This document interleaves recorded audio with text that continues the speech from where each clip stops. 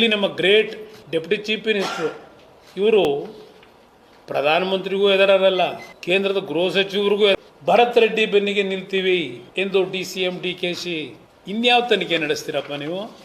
Deputy CM ಹೇಳಿಕೆ ಇದು. ಇಲ್ಲಿ ಹೇಳ್ತಾರೆ ಭರತ್ ರೆಡ್ಡಿ ಬಳ್ಳಾರಿಯ ಪರಿಸ್ಥಿತಿ ಶಾಂತ ಮಾಡುವ ಪ್ರಯತ್ನ ಮಾಡಿದ್ದು, ಕಾಂಗ್ರೆಸ್ ಪಕ್ಷ ಅವರ ಬೆನ್ನಿಗಿರಲಿದೆ, ಮತ್ತೊಮ್ಮೆ ಬಳ್ಳಾರಿ ರಿಪಬ್ಲಿಕ್ ಆಗಲು ಬಿಡುವುದಿಲ್ಲ. ಅದಾದ ಮೇಲೆ ಹೇಳ್ತಾರೆ ಜನಾರ್ದನ್ ರೆಡ್ಡಿ ಬಳ್ಳಾರಿ ಕಾಲಿಡುವವರೆಗೂ ಒಂದೇ ಒಂದು ಗಲಾಟೆ ಇರಲಿಲ್ಲ, ಸಣ್ಣ ಅಹಿತಕರ ಘಟನೆ FIRಗಳು ಇರಲಿಲ್ಲ, ಅವರು ಬಂದ ಮೇಲೆ ಗಲಭೆಯಾಗಿದೆ. ಮಿಸ್ಟರ್ ಡೆಪ್ಯೂಟಿ ಚೀಫ್ ಮಿನಿಸ್ಟರ್, ನಿಮ್ಮನ್ನು ಕೇಳಲಿಕ್ಕೆ ಬಯಸ್ತೀನಿ, ಜನಾರ್ದನ್ ರೆಡ್ಡಿಗೆ ಸುಪ್ರೀಂ ಕೋರ್ಟು ಬಳ್ಳಾರಿಗೆ ಹೋಗಲಿಕ್ಕೆ ಅನುಮತಿ ಕೊಟ್ಟಿದ್ದು ಎಂದು? ಆಲ್ಮೋಸ್ಟ್ 1.5 ವರ್ಷ ಆಗಿರಬೇಕೀಗ ಅನುಮತಿ ಕೊಟ್ಟಿರ್ತಕ್ಕಂಥದ್ದು ಬಳ್ಳಾರಿಗೆ ಜನಾರ್ದನ್ ರೆಡ್ಡಿ ಹೋಗಲಿಕ್ಕೆ. ಈ ಕಳೆದ 1.5 ವರ್ಷದಲ್ಲಿ ಜನಾರ್ದನ್ ರೆಡ್ಡಿಗೆ ಕೋರ್ಟು ಆದೇಶ ಕೊಟ್ಟ ಮೇಲೆ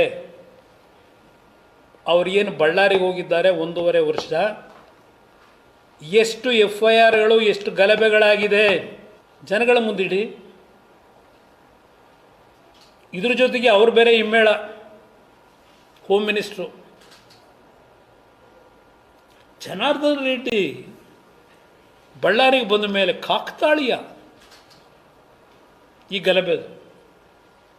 ಅವ್ರ ಹಿಮ್ಮೇಳ ಇವ್ರ ಜೊತೆಗೆ ಇರ್ತಾರಲ್ಲ, ಅದೆಂಥದ್ದು ನಿಮ್ಮ ಹಳ್ಳೀಲಿ ಮೊದಲು ಭಜನೆ ಮಾಡೋಕ್ಕೇನೋ ಬರೋರಲ್ಲ, ಆ ಹಿಂದ್ಗಡೆ ಇದು ಹೊಡ್ಕೊಂಬಂದು ಎಂಥದ್ದು ಬರೋರಲ್ಲ, ಹಾಂ ಹೇಳ್ಕೊಂಡು, ಅದಕ್ಕೆ ಹೋಮ್ ಮಿನಿಸ್ಟ್ರು ಹಿಮ್ಮೇಳ. ಇದಕ್ಕೆ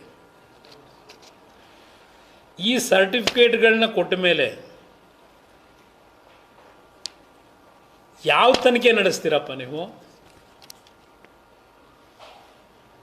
ನಿಮ್ಮ ಕಾರ್ಯಕರ್ತರನ್ನ ಕೊಲೆ ಮಾಡಿ, ಇದು ಕೊಲೆ, ಇದು ಕಾರ್ಯಕರ್ತಂದು, ಕಾಂಗ್ರೆಸ್ ಕಾರ್ಯಕರ್ತಂದು.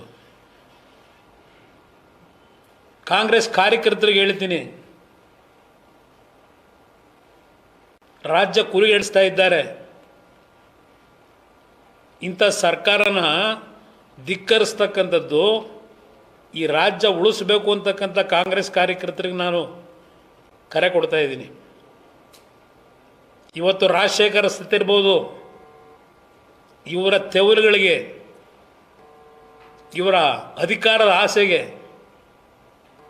ಯಾರನ್ನು ಬೇಕಾದರೂ ಬಲಿ ಕೊಡ್ತಕ್ಕಂಥ ನಾಯಕರುಗಳಿವರು.